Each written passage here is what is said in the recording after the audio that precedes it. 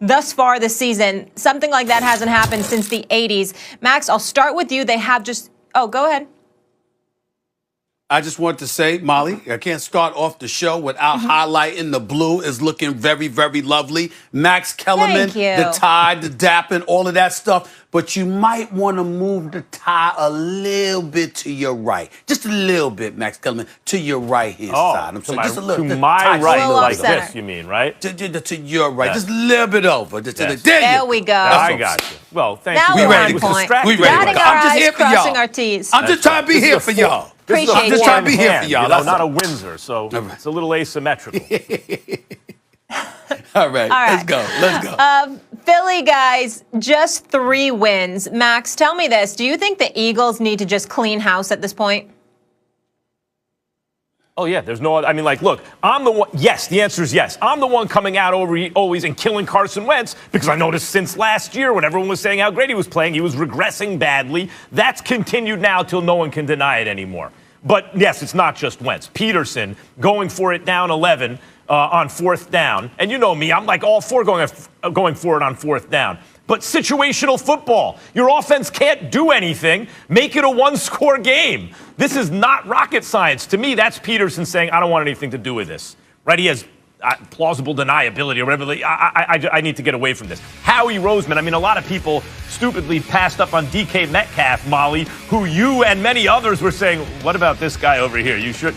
But Howie Roseman was one of them. Howie Roseman passed up on Jefferson to take Rager, who was said he runs a 1.240. Remember, you heard things like he runs a 4.340, but at the combine it was closer to 4.5 and couldn't get separation at all yesterday. No, and by the way, and then drafts Jalen Hurts in the 2nd round, who's clearly that's an indictment of Carson Wentz, but obviously Hurts isn't ready to do anything, or they'd have given him a more of a look so far. And by the way, Peterson, when he puts Hurts in, the offense is doing nothing. They have like 5 consecutive series with possessions with like they're 3 and out, they're 3 and out, they're 3 and out. They put Hurts in, there's a pre-snap penalty, and then he completes like a 6-yard pass. Immediately, Carson Wentz comes back in, right? So it's terrible Peterson, but I think it's almost intentional at this point. Peterson's like, I got to distance myself from this. He's a Super Bowl winning coach. He'll get another head coaching job. I think Roseman also, this stinks. The drafting Hurts doesn't make any sense under the circumstances. He keeps missing with the wide receivers, right, in terms of putting something together. And then obviously Carson Wentz. Guys, do I have to keep saying it? Do I have to keep saying it? The dude is the worst starting quarterback in the NFL right now. Stephen A., if you want to say, well, if Roseman and Peterson were doing better, he wouldn't be the worst, I agree with that. He'd be average, low average. The dude ain't getting paid average, low average. He has an immovable contract. Again, find a taker for the contract. What have I been saying, like, earlier in the season? See if you can get Nick Foles for Carson Wentz. Not that Foles would do any better with this Eagles team, but at least you get out. Like, Foles has a modest contract. Wentz is getting paid like a superstar. So at least you get out from under Wentz's contract, and the Bears will get a mobile quarterback who at least used to be able to pass the ball down the field. Out Wentz because was I have awful a again. question. Stephen A., yes. You're confusing me. You're confusing me. Are you saying the coach needs to go, the GM needs to go, or everybody needs to go? I'm lost. What are you saying? I thought, well, the GM, the coach, and the quarterback is everybody. So I'm saying everybody. Yeah. I will just end by saying this and hand it to you. Carson Wentz was facing an historically bad defense last night, and he made them look like the '85 Bears. Right? They couldn't they had like negative 3 yards in their first 5. It was ridiculous. He can't do anything. He's shot. And I blame the enablers on the team and in the media who keep telling him how great he is when he keeps regressing. Why doesn't anyone tell him the truth? Carson Wentz, you stink. But there was greatness in there. But right now it's all messed up. You got to get better. Okay. Now, before I go into my soliloquy, let me ask you a question, Max Kellerman. Are you aware of how old Carson Wentz is? He's 28. 27. He's 28 years old. 28. Well, I'm sorry. They said 28. I'm sorry. If I'm wrong, I'm wrong. But it says right here he's 28 years old. What I'm asking you is this: at the age of 25, were we not saying that he was great, that he was on the verge of greatness? Yep. He was. Okay, so what I'm saying to you is where you and I part ways is that your criticisms are on point. But when we talk about cleaning house, that means everybody got to go. And I'm of the mindset that Peterson has to go, even though Peterson is a Super Bowl winning quarterback. And do you know why I believe Peterson has to go? For exactly the reason you said. He don't look like he wants to coach this guy. He doesn't look like he believes in this guy. Agreed. He doesn't look like he believes that this is the guy that he wants to ride with. But the Eagles are committed, to $59 million to this man over the next year or two? He ain't going anywhere.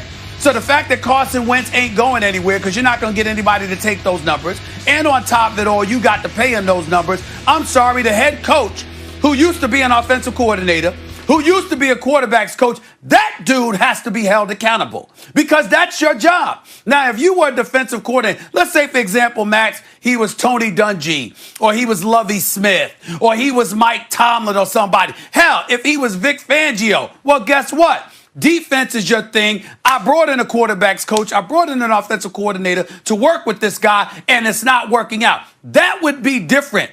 But for Peterson, this is what you do.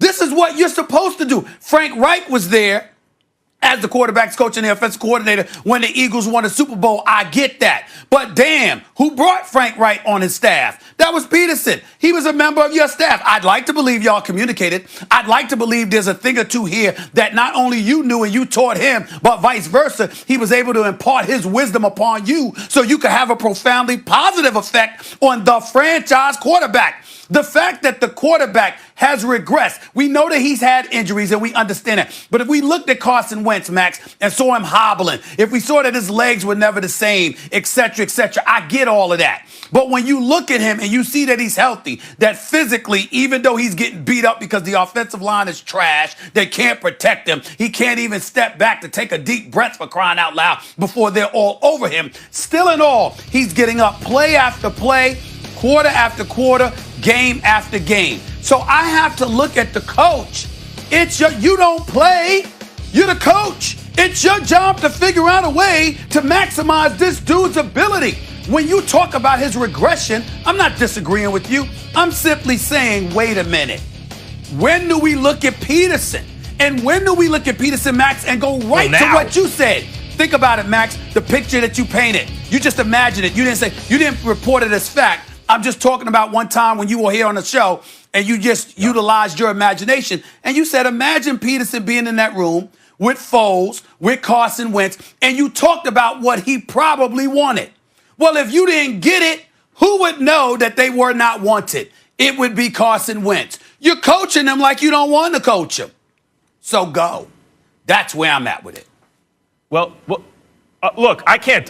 Yes, Peterson's got to go too. Clearly, he doesn't want to coach the team. It looks to me. He looks like he wants no part of it. He doesn't want to coach Carson Wentz. And Roseman, I said also, he's got to go. Roseman screwed this up too bad, including the Hurts drafting. And everything is wrong right now. The team needs to be built from the ground up.